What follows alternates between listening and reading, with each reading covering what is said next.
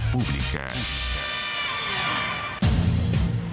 ¿Cómo están? Muy buenas noches. Comenzamos esta nueva edición de Vía Pública por las pantallas de Canal 24 Horas y 24horas.cl. Varios temas que vamos a estar conversando, comentando, analizando en este resumen de el día lunes aquí en Vía Pública. Y comenzamos con lo que ha sido también la noticia del mundo, la noticia internacional que vamos a estar analizando en los próximos minutos aquí en el programa. Rishi Sunak será finalmente el próximo primer ministro del Reino Unido, esto al ser declarado cabeza del Partido Conservador, tras la renuncia de Liz Truss. Recordemos que estuvo 44 días como premier del Reino Unido, una de las que menos tiempo ha estado justamente en ese importante cargo. Después que la líder de la Cámara de los Comunes, Penny Mordaunt, abandonara la carrera por el liderazgo conservador, y el ex primer ministro Boris Johnson, que sonaba con bastante fuerza tras la renuncia de Liz Truss, descartara su candidatura incluso antes de oficializarla.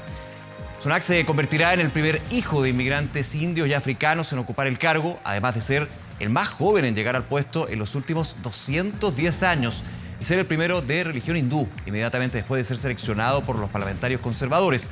Descartó ya elecciones generales anticipadas, lo estaban pidiendo los laboristas, ya advirtió a su partido que tienen que unirse o morir, agradeciendo también el servicio que prestó Liz Truss a su país durante su corto mandato de 6 semanas.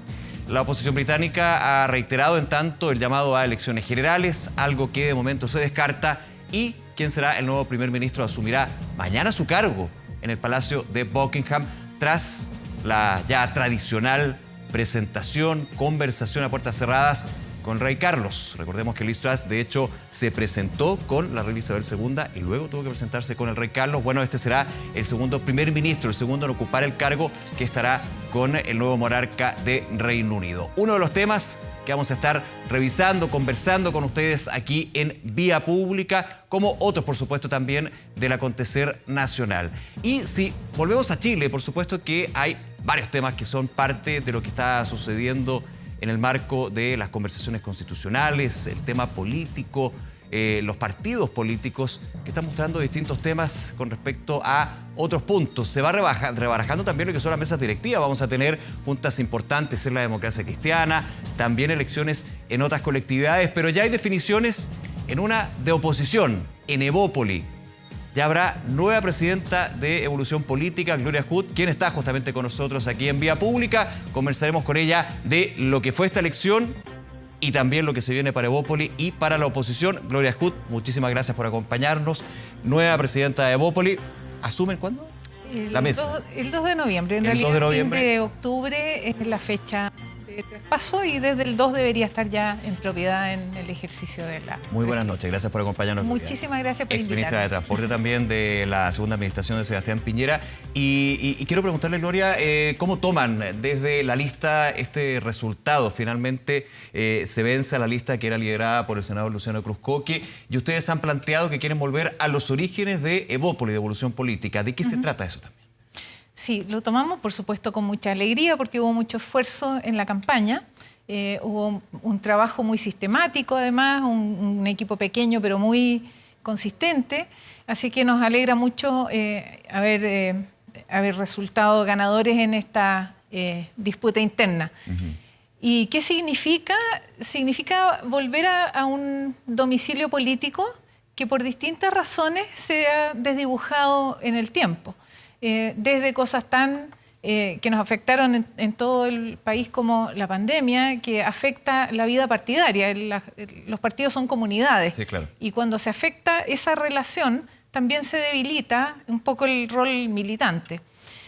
También hay situaciones en las que las decisiones del partido llevaron a desdibujar la propuesta original de un partido de centro derecha liberal y reformista. Yeah. Y creo que ese énfasis tiene que marcar nuestro rumbo. Es lo que yo he recogido. Fui a 11 regiones en la campaña. ¿Y qué ha dejado de ser liberal Evópoli? Más que dejar de ser liberal, creo que nunca ha dejado de ser liberal, Ya. y de hecho eso lo compartimos con Luciano Cruzcoque también, no había ninguna discrepancia en la posición ideológica del partido, Aunque, más bien en propuestas. aunque tenían puntos bien distintos entre las dos listas, digamos. Sí, teníamos puntos distintos, pero más bien en el foco de gestión del partido que en la postura ideológica. Ya. Así que En eso eso es una no hay primera cambio, cosa. se habla de No, continuidad, no hay entonces. ningún conflicto. Por eso digo, no hemos dejado de ser liberales, pero es necesario enfatizarlo más, marcar muy claramente, sobre todo ahora que hay discusión constitucional, cómo eso aterriza en la Constitución, cómo el ser liberales y las propuestas que nosotros queremos defender bajan al nivel operativo de la vida diaria de las personas. Cómo transformamos este concepto de un partido de centro-derecha liberal en una propuesta de gobierno. Yo creo que hay un esfuerzo que hacer. Lo que recogí entre los militantes después de muchas reuniones y visitar las regiones, conversar con muchas personas de las bases, fue algún grado de desconcierto respecto al rumbo político del partido. Y a eso me refiero con reforzar. No es que se haya perdido, pero falta que lo enfaticemos más y que seamos muy claros en que en todas las decisiones esa identidad quede muy marcada. Gloria, ese desconcierto que menciona usted por parte de los militantes, y eso es parte también del trabajo en terreno con las bases que siempre salen los partidos, es tan relevante y que algunas veces se pierde por el día a día, por la contingencia partidaria, volver a las bases es relevante porque ahí está, digamos, ese es la materia prima, el recurso humano que tiene, es clave. Sí. Ese desdibujar se ha dado. ¿Por qué? Por la coyuntura, por los hechos. Usted mencionaba la pandemia, yo le menciono también el estallido social, lo que fue también ser parte del gobierno, en el caso de Sebastián Piñera II en este punto, también lo que fue la representación parlamentaria, o también dentro de lo que ha sido la colectividad de Chile Vamos. ¿Se ha desdibujado Evópolis dentro de esta colectividad? Hay desde la relación con RN, con la UDI, en términos de tamaño y también de potencia en términos de algunas discusiones, ¿no? No, yo creo que tiene que ver más con otros tipos de alianzas, pero dentro de Chile Vamos tenemos una relación buena y funciona muy bien. De hecho, ahora en las discusiones constitucionales la relación ha sido muy fluida, muy armónica. No creo que ahí se haya perdido, es una cosa que se ha ido más bien acumulando en el tiempo. Cuando partió Evópolis... Ahora, con los retiros, ahí había pero diferencias bien claras. Evópolis fue muy consistente en votar rechazar los distintos retiros de ahorros provisionales. Esto es solamente un ejemplo. Mientras que la UDI y RN ahí generaba algún punto. Fueron muy críticos, de hecho, de Chile Vamos. Sí, eso porque, tal como lo anticipó siempre Ignacio Briones, la consecuencia de eso iba a ser muy mala para la economía, que es lo que está pasando ahora. Exacto. Así que en eso el partido tuvo una línea muy consistente de anticipar o evitar que estos retiros produjeran el impacto económico que estamos viendo.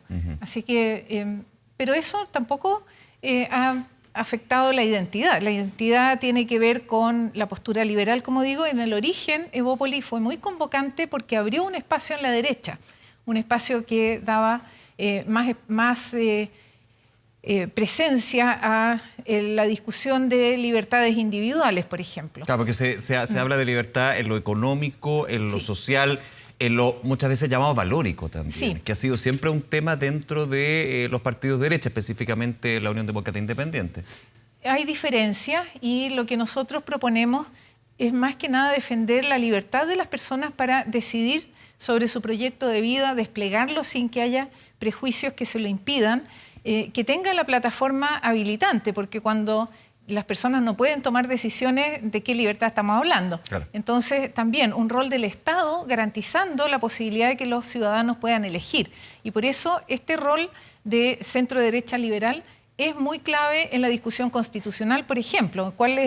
¿Qué va a hacer el Estado para garantizar a los ciudadanos que tienen alternativas para definir sobre su vida? Voy a entrar a la discusión constitucional, Gloria Hood, pero primero, y cerrando un poco también la evaluación que tiene usted y quien va a asumir como nueva presidenta junto a la lista, a la nueva mesa directiva de Evópolis, ¿cuál es su reflexión, su mirada sobre Evópolis como oposición y Chile Vamos como oposición? Hasta estos un poco más de 7 meses del gobierno del presidente Boric, ¿cómo ve usted que ha estado la posición? En algunos sectores de los partidos de Chile Vamos, de hecho, se dice, bueno, pero aquí se debía ser bastante más que crítico, bastante más a la acción crítica, así como fueron con nosotros que nos negaron la sal y el agua y otros temas que se escuchaba muchísimo en el gobierno anterior, digamos. Sí, eso iba a decir, que si comparamos con la crudeza y lo duro, lo ácido y a veces cruel de la oposición, que nosotros enfrentamos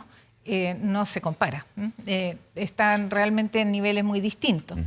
Bueno, igual en la derecha dicen deberían llegar, no, quizás no a ese extremo, pero sí acercarse un poco en términos de ser más fuerte en eso. Yo creo que cada vez más queda claro que los ciudadanos esperan armonía, esperan un país que calme estas pasiones, en que todos podamos desplegar nuestro proyecto de vida, trabajar tranquilos, desarrollarnos, ser ciudadanos con derechos y con obligaciones. ¿Piensa tener que ceder algunas posiciones? Sí, yo creo, porque es importante, y también cuando vemos, por ejemplo, una caída tan fuerte en la aprobación del presidente, esa es una mala noticia para el país completo, porque hay un riesgo de inestabilidad. Uno esperaría que el país se afirme en su sistema político y que ofrezca a los ciudadanos la estabilidad que esperan. Así que creo que si bien estamos en la oposición, tenemos que ser una oposición también constructiva, capaz de lograr acuerdos, capaz de generar vínculos. En eso Evópoli tiene una vocación de puente, no solo en nuestro sector, entre la derecha más conservadora y la centroizquierda moderada. La conocida bisagra que siempre se habla en las conversaciones en el Congreso, por ejemplo. Y que la existencia de nuestro partido, por ejemplo, mitiga el riesgo de polarización. Y por eso es que es bien importante que nosotros fortalezcamos esa presencia en el sistema político. Y eso ayuda también la construcción de redes, a hacer redes con los demás partidos, con los partidos que están gobernando. ¿Y con el Partido Republicano, por ejemplo, también, desde su sector? Cuando hay que hacer acuerdos para el beneficio nacional, habrá que conversar.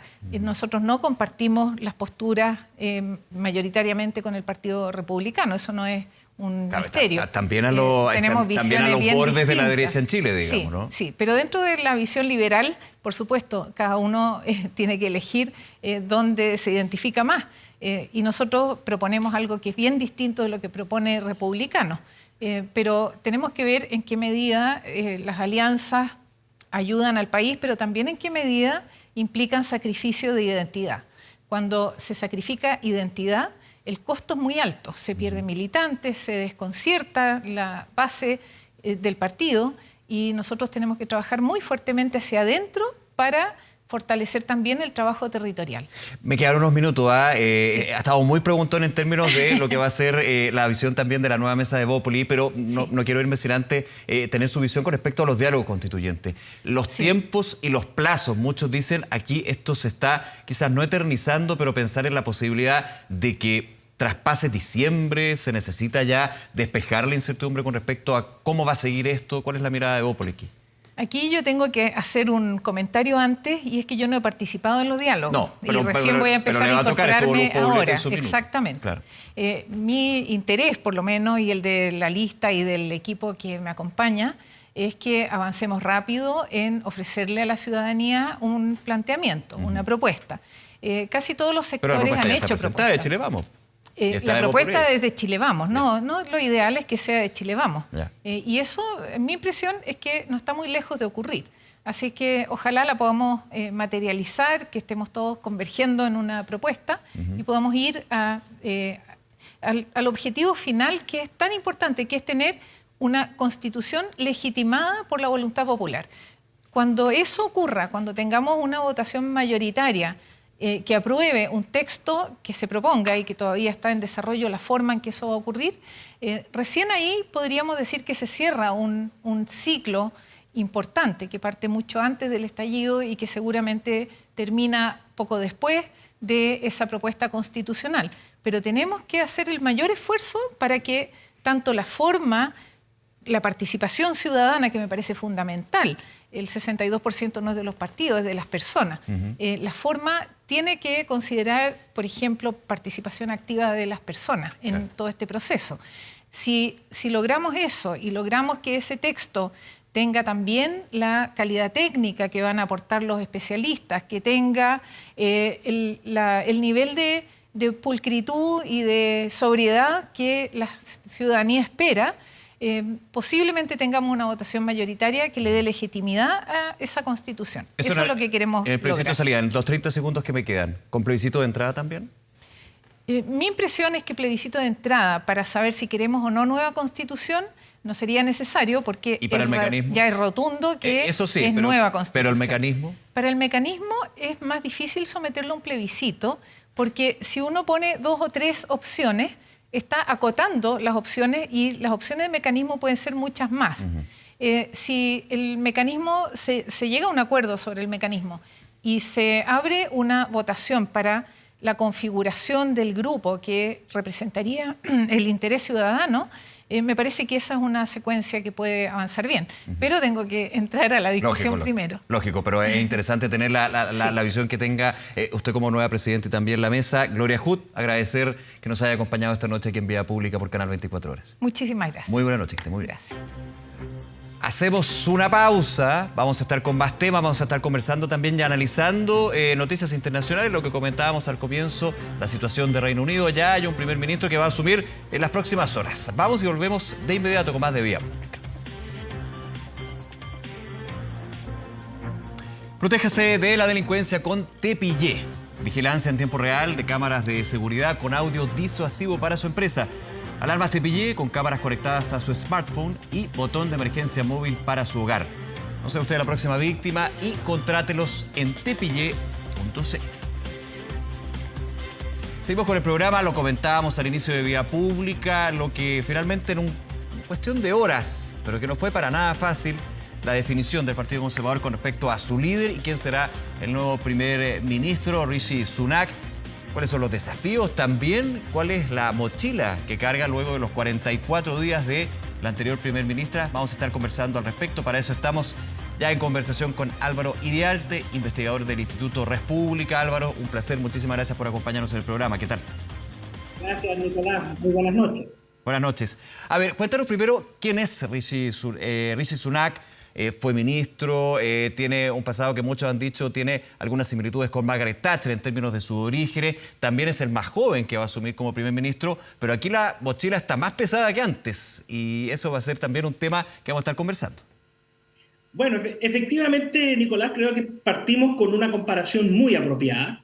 Es hijo de inmigrantes y se va a convertir en el primer ministro británico de ascendencia asiática. Y nuevamente este primer hito, así como lo fue Margaret Thatcher, de ser la primera mujer primer ministro, lo lleva adelante el Partido Conservador. Eso es una cosa muy particular. Sus padres son inmigrantes, su madre trabajaba en una farmacia, su padre desempeñaba otras funciones, pero efectivamente él hoy día, por su trabajo, fue banquero, asociado con el rubro financiero en Reino Unido. Es uno de los miembros del Parlamento británico con mayor patrimonio personal. Y además se convertiría en el primer ministro más joven, 42 años. Así es. Entiendo que había primeros ministros como Cameron, que llegó a los 43, pero de todas maneras, aunque haya un año de diferencia, es y va a ser el más joven que asume, que es un dato obviamente que se va sumando, digamos, a la biografía. No, sin lugar a dudas, Nicolás, y podría ser lo siguiente, podría tener un mes de diferencia o días de diferencia, pero desde la perspectiva de los registros históricos, es de 42 años y por lo tanto va a ser un tema.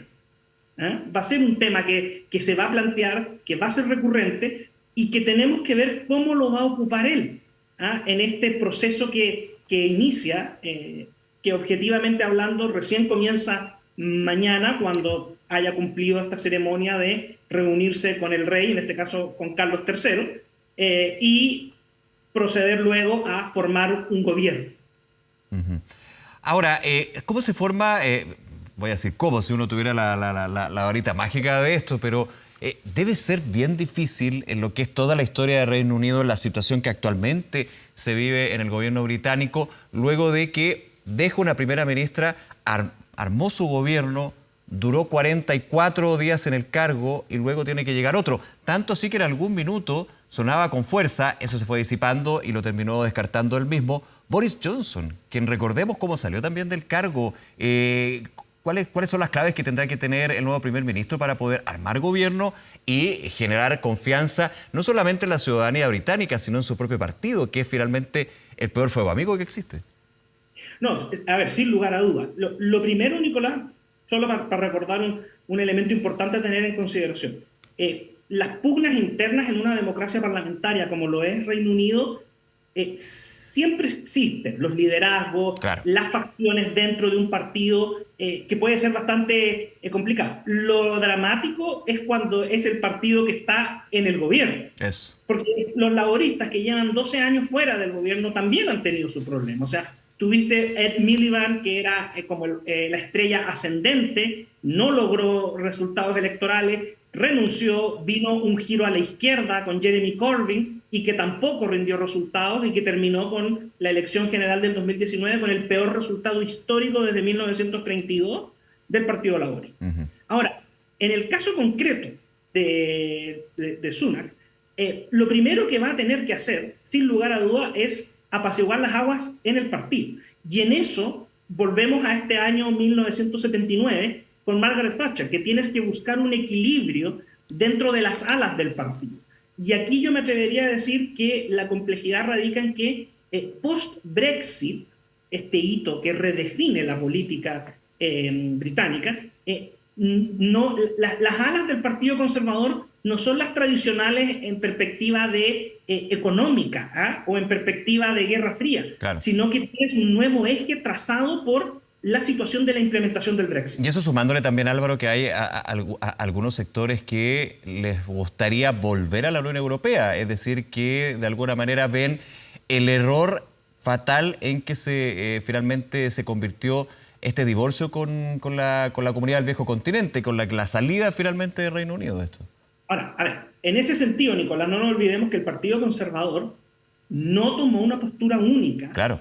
El plebiscito del Brexit del 2016. Es más, la renuncia de David Cameron fue producto que David Cameron y gran parte de su gabinete, por no decir el gabinete completo en lo que respecta a los conservadores, en ese sentido, estuvieron por la opción de permanecer. Apostaba al rechazo en el Brexit, digamos, de... Absolutamente, al rechazo. Eso. Y al perder, se produce este efecto. Y esto que estamos viviendo hoy día en el Partido Conservador es efecto de aquello todavía. Claro.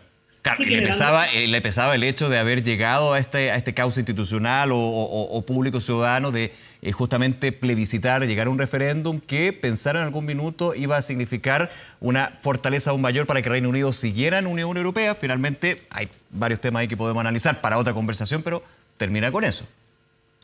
Sin lugar a dudas. Ahora, a tu pregunta, Rishi Sunak hizo campaña por el Brexit.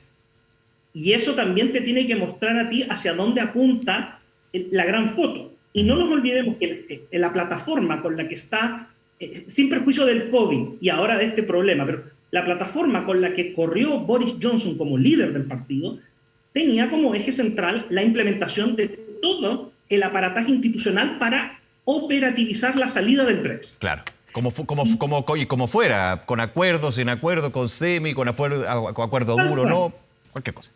Tal cual, pero esto tiene un impacto político. Sí. Y ese es el impacto político que durante muchos años, en el fondo piensa tú que en la elección general del 2019, con este contexto, el Partido Conservador obtiene casi el 44% de la votación a nivel del Reino Unido, siendo la votación más alta porcentual que tiene el partido o un partido británico en la historia que hay registro, y obtiene una mayoría absoluta de 80 asientos sobre la oposición. Se queda con 357 diputados en la Cámara de los Comunes. Es la cifra más alta desde el año 1987, que fue, en el fondo, la última elección de Margaret Thatcher. Mira los datos, ¿por qué son importantes? Porque el Partido Conservador tiene, en esta perspectiva institucional británica, los números para gobernar. Pero tú lo que estás viendo es que tienes un problema de orden interno. Con la capacidad de repercutir en la gestión del gobierno. Déjame tomar un segundo acá, Álvaro, con respecto también lo que ha sido estos años de los premier en Reino Unido. Partiendo de Boris Johnson, no tanto, él estuvo más de 2 años, finalmente se dice... Le pesa la situación de la pandemia, las acusaciones con respecto a las fiestas que se organizaron, al tema institucional como cabeza, como primer ministro. Cuando llega Liz Truss, es otro el tema económico, su propuesta de reforma tributaria o impositiva, donde finalmente tiene que echar a pie atrás horas después de haber asumido, con respecto a la rebaja de impuestos a las rentas más altas, que buscaba un incentivo para que llegara una recuperación económica. Ahora, en este contexto, ¿cuál tiene que ser la primera medida o cuál deberían ser las primeras medidas o señales desde el nuevo primer ministro Rishi Sunak? Justamente, claramente el tema impuestos ya estaría bastante descartado, ¿no? Yo lo pensaría, por lo menos, no me metería ahí. Mira, pareciera ser, Nicolás, que acá hay un tema muy claro que algo mencionó, tanto en este día de hoy como en la víspera a la nominación y este proceso tan expedito, que en el fondo se estaría descartando una rebaja de impuestos mientras no esté controlada la situación de la inflación.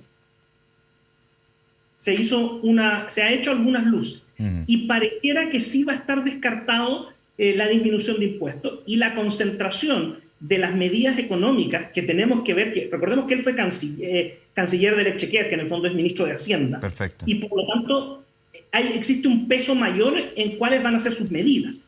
Aquí se va a producir una figura que no siempre se ha producido en el Reino Unido, y que es que el primer ministro tiene conocimientos y capacidad en materia económica financiera. Claro, viene de la City de Londres, ni más ni menos. Claro, pero por lo tanto a mí no me gustaría ser el canciller del Exchequer, o sea, el ministro de Hacienda de este primer ministro. Claro. Porque en el fondo, ¿quién va a querer aceptar cuando tu primer ministro tuvo un rol? Y que en esto quiero ser muy claro, fue destacado en su momento. Él estuvo a cargo de todos los programas de ayuda financiera y económica durante el COVID en Reino Unido. Entonces tiene un cierto respaldo, claro, o a lo menos un reconocimiento. Desde lo que fue la elaboración de los programas asistenciales para el COVID-19, y yo veo a lo que tú vas, ¿quién va a ser el ministro de Hacienda cuando el primer ministro podría ocupar ese rol? Finalmente la decisión la toma el premier, evidentemente, pero ahí la duplicidad de roles es bien complejo, digamos. Y en la situación actual que se vive, no solamente en Reino Unido, sino a nivel mundial por la situación económica. Mira, es muy complejo y efectivamente Reino Unido enfrenta un problema. Es verdad, no se trata de hacer paralelismos, pero hay muchas situaciones que podrían entenderse similares del año 1979, este contexto de Margaret Thatcher. Hay una diferencia así que es muy relevante, que no es económica, sino que es política. Es que Margaret Thatcher ganó una elección prometiendo medidas económicas que no estaban en la ortodoxia de aquellos años, ¿no? Pero Sunak no ha ganado la elección. O sea, Sunak no ha llevado al partido una elección general y no puede en este sentido, claro, decir yo tengo este respaldo inmediato. No ha llegado a una elección con un programa de gobierno, digamos, y que es validado por la elección en este sentido del Parlamento. Sí, claro, porque aquí el único mandato que subsiste, en mi humilde opinión, y pareciera que eso lo reflejan también las encuestas que por primera vez en un par de años dan ventaja a los laboristas, pareciera que el único mandato que sigue vigente en principio es el del Brexit, porque esa es la coalición de electores que tiene en este momento el Partido Conservador. O sea, hay muchos diputados que apoyaban a Boris Johnson y que llegaron por primera vez a ser, el 2019, diputados en distritos que tradicionalmente votaban laboristas. Y la razón para votar conservadores fue por la plataforma de ejecución del Brexit que propuso Boris Johnson. Y esos fueron los mismos que reaccionaron con preocupación, si no derechamente con molestia, ante las medidas del plan económico de Liz Truss, porque presienten que iban a afectar con mayor intensidad a sus distritos, que no son conservadores. Esos distritos no votaron por la rebaja de impuestos en 2019, votaron por el Brexit, para la materialización del Brexit. Claro. Oye, y sigo con el tema del Brexit, porque también este punto en particular ha redefinido lo que son los gobiernos en Reino Unido en términos de la relación con su antiguo socio y tener que llevar, por ejemplo, no solamente a tratados de libre comercio con los que anteriormente tenían una mancomunidad, sino también desde el punto de vista de migratorio, el tema de fronteras, bien relevante en Europa. ¿Cuál es también la señal que se daría de ese punto de vista? Y creo que el dato que tú das es bien interesante, que desde Sunak había una postura justamente a favor del Brexit, y eso evidentemente permea lo que puede ser el camino hacia adelante en este divorcio que ya se concretó, pero que en lo que fue la administración de Boris Johnson se seguía conversando de distintos puntos que quedaron ahí en el tintero entre los antiguos socios. Insisto, eso no es fácil. No es fácil. Yo creo que nosotros hoy día, y me voy a permitir una comparación, a raíz del plebiscito del 4 de septiembre, nosotros en Chile estamos empezando a hablar cada vez más de coalición de votantes más que de coalición de partidos. Claro. Estamos entendiendo que puede ser un partido o 20, pero lo relevante es el tipo de votante y la coalición.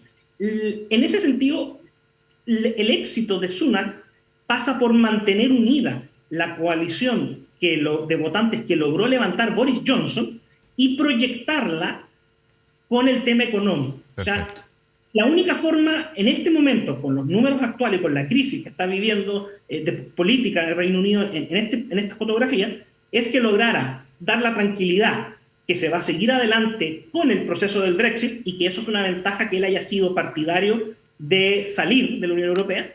Y acto seguido tiene que ocupar todas sus credenciales en materia de manejo financiero y económico para estabilizar la situación. Y ahí te quiero dar un dato.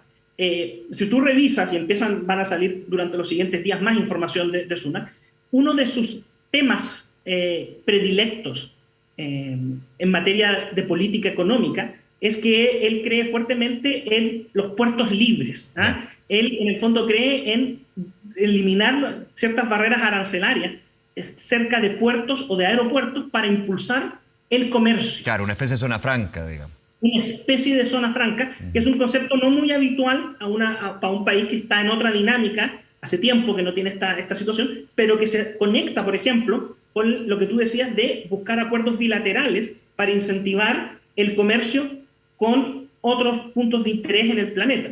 Y aquí también hay otra señal importante, y con esto termino este punto, Nicolás. Probablemente siga la línea de mirar a los aliados naturales y estratégicos de Reino Unido, Nueva Zelanda, Australia, Canadá, buscando incentivar las relaciones comerciales con estas naciones para buscar un equilibrio con lo que han perdido o van a terminar perdiendo al final del día con la Unión Europea. Y ahí también tienes un giro en política internacional, porque vas a reconcentrarte, que además se conecta, Nicolás, con esta dinámica de qué es lo que va a pasar con la comunidad de naciones post-Elizabeth II, sí. ¿no? Claro. Álvaro, en el minuto que nos queda hemos hablado de los distintos aspectos que van a ser el desafío del nuevo primer ministro británico y me quiero quedar con uno en particular y creo que es importante eso. Rishi Sunak no llega por una elección o luego de una elección presentando propuestas como si sucedió en el caso de Boris Johnson, por razón obvia, por los tiempos que se han dado, digamos, por los acotados tiempos en términos de los cambios.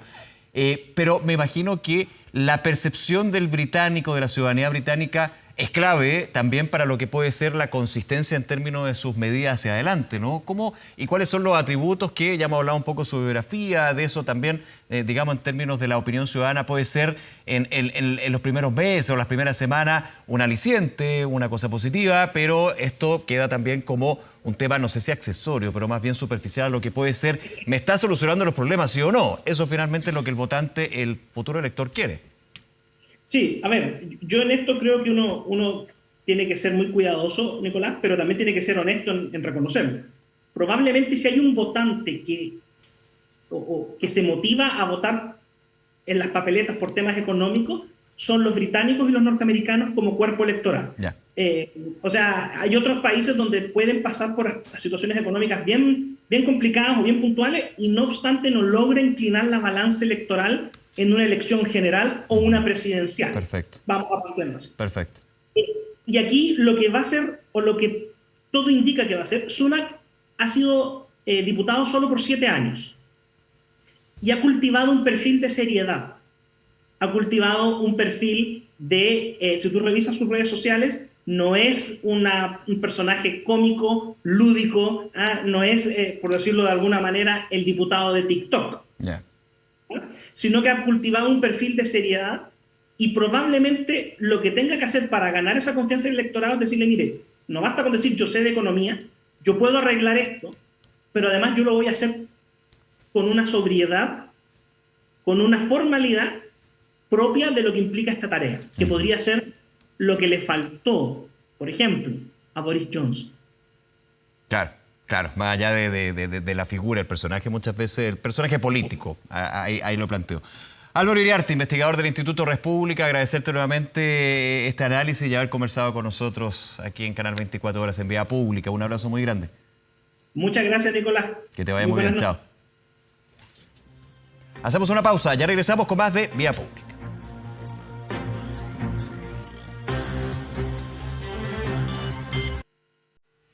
Y regresamos a Vía Pública y vamos a revisar nuestro portal de noticias 24horas.cl, hablando de pandemia, hablando de vacunación y de la bivalente. Ojo, porque el día de hoy, ya está consignado en nuestro sitio, se agregó un nuevo grupo a lo que va a ser esta vacuna anualizada. Lo está revisando ahí. Mayores de 80 años es el grupo, 80 igual a 80 años o más, están y estarán en el calendario de la vacunación de la bivalente. Bivalente, recordemos, porque tiene protección contra la variante Omicron y la variante original del SARS-CoV-2, el virus que provoca el COVID-19. Al primer grupo, que incluía el personal de salud y personas inmunosuprimidas, se suma entonces para esta vacunación bivalente anualizada a los mayores de 80 años. El subsecretario de Salud Pública, Cristóbal Cuadrado, ya adelantó que se irá analizando, revisando y eventualmente sumando nuevos grupos. Podría ser de 70 más, habrá que ver evidentemente, pero dentro del calendario se suma entonces a partir de este día miércoles, por supuesto, toda la información con respecto a la pandemia, con respecto a Chile y el mundo, está en 24horas.cl para que la revisen. Vamos a revisar el tiempo. ¿Cómo están los días? Como que primavera todavía no se asienta tan bien. A veces frío, calor, igual hay que decir que calorcito se sintió el día de hoy. A esta hora, de hecho, está muy agradable. 15 grados, casi 15 grados, lo que nos entrega Meteo Chile. Nubosidad parcial, algo de nubes, pero en realidad estuvo más predominante el sol. Para los próximos días, ahí usted lo ve, como que no se convence. 23 grados, nubosidad parcial el día de mañana, día martes. 27, completamente despejado para el día miércoles aquí en Santiago. ¿Qué pasa en otros lugares del país? Lo revisamos también. Putre y Balmaceda. En Putre, despejado, 16 grados el día de mañana. Y la máxima para Balmaceda, nubosidad parcial, estamos revisando ahí la pantalla, 16 grados la máxima. Entonces, lo que va a suceder en términos del tiempo para el día de mañana. ¿Qué estamos escuchando? Para todas los Swifties, están felices, porque la plataforma de música por streaming Spotify dio a conocer que a menos de 24 horas de su lanzamiento, el nuevo álbum de Taylor Swift, Midnights, se convirtió en el más escuchado en la historia en un solo día. Ahí está la gracia. Y ya sería nuevamente un gran récord que consigue Taylor Swift.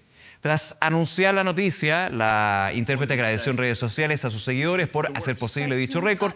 Midnights es el 10º material discográfico de la cantautora estadounidense, que sigue a Evermore, que se lanzó en 2020. Recordando que Evermore, de hecho, fue parte de el minuto creativo de Taylor Swift durante la pandemia, durante el encierro, que también fue un escape para ella y para muchas personas también a través de la música y otros temas. El año pasado Swift relanzó sus populares álbumes como Fearless y también en este caso Red en versiones inéditas. Para Midnights, la cantante de 32 años creó canciones durante la medianoche. Los 13 sencillos que lo componen van desde la autocrítica y el amor propio hasta el desamor, así que nuevamente Taylor Swift rompiendo récords en Spotify, la plataforma de streaming musical por excelencia, que va también dando estos datos que son tan interesantes. Y con Taylor Swift, con la gran Taylor Swift, terminamos este Vía Pública agradeciéndoles como siempre su compañía, su sintonía, conversar, analizar con nosotros los temas que han marcado la jornada en este día. Por supuesto, los invitamos a que sigan con todas las informaciones aquí en Canal 24 Horas. Que estén muy bien. Buenas noches. Chao.